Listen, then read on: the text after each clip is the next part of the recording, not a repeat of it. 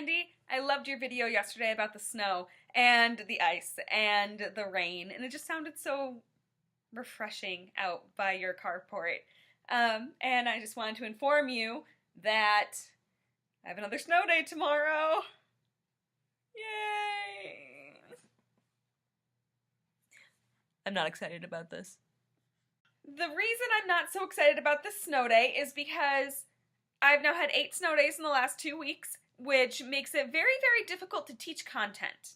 Because the minute you teach something, it goes, like, unless you reinforce it, like, right away, day after day after day, students aren't going to get it. And if they don't get it, that means that you just have to reteach it when we get back. And if we have to reteach it, then I'm spending all of my time going over the exact same concepts over and over and over again, instead of actually teaching the kids.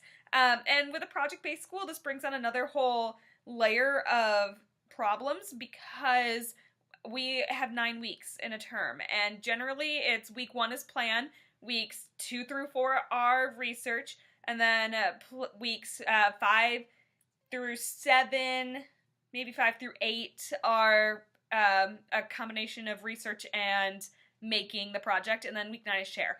And all of a sudden we're getting compressed, and the kids really, really, really need all of the time that they can get to do well on their research.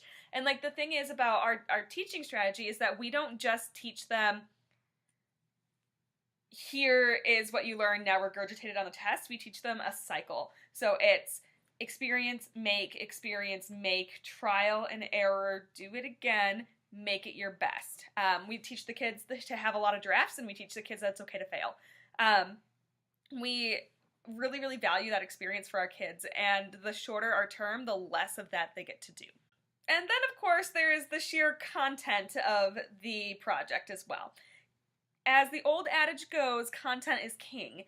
But is it really? Out of everything that we teach, that kids learn in school, that we teach in school, is content really the most important?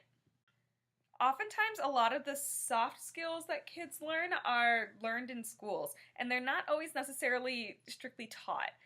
If you think about having empathy for another human being, that is something that kids have to learn. They're not inherently born with that. If you think about interacting with an authority figure, a lot of kids have issues with that, and the more and more we deal with broken families, I think the more and more that's going to be an issue.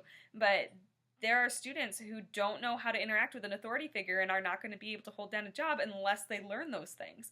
There's also the piece where kids have to learn timetables and schedules and how to manage their own lives. And a lot of that stuff is just not taught. It's just kind of expected that the kids pick it up along the way, but it's never explicitly told. And that's the thing that I'm kind of wondering about, because we're always so content, and just assuming that the kids are going to pick up some of these things along the way. I didn't really learn how to collaborate until I was in my 4th year of college, and my friend Carrie and I were doing, and Bonnie, we were writing an IEP together. And it was the first IEP I'd ever written. Each of us were taking a role of a special ed provider, and we were coming together to try to meet the needs of our hypothetical special needs kid. And up until that point, like group projects, you know how group projects usually go. Person A does 99% of the work, person B goofs off the whole time, person C disappears and then magically reappears on the day of the presentation wondering what they can say. And that's the way a lot of group projects I did in college were. And it's something that everybody has just come to expect. Like, you know, when I die, I want my group project members to lower me into the ground so they can let me down one more time. It's a problem. Kids don't know how to collaborate. And so I wonder if we spent less time directly teaching history, or directly teaching literature, or directly teaching science or math.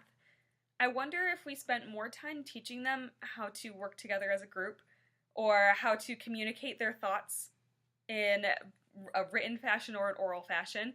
If they learned how to manage their emotions so that everything that they do is not a result of their current emotional state that they might regret later.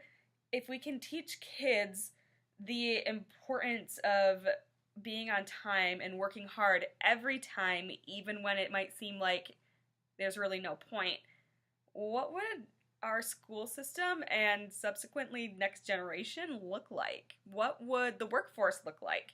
Now, don't get me wrong, I'm not saying burn the content, let's just teach soft skills, because content is important too. Empathy is taught through history.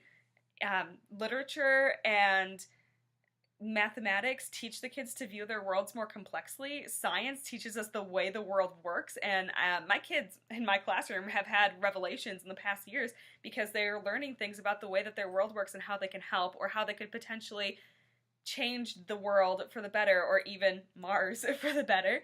And all of that stuff is really, really, really important. But at the same time, I haven't used a single thing that I learned in FST. Nothing at all. FST was a dumb class for me because there was no point in me taking it. I don't really use any of the chemistry that I learned. I don't really use, or I don't even remember some of the books that we read in our lit classes. And I just look at those things and I wonder if maybe if I had learned how to collaborate with a group in high school, or if I had learned how to understand how my classmates were feeling instead of just worrying about myself, maybe I would be further along on my own path. So maybe the idea, instead of more content, faster, quicker, a thin layer spread out over many years, we did a short study of in-depth content and applied that content to a project that teaches collaboration and oral communication and written communication and agency, because our students today don't know how to reflect.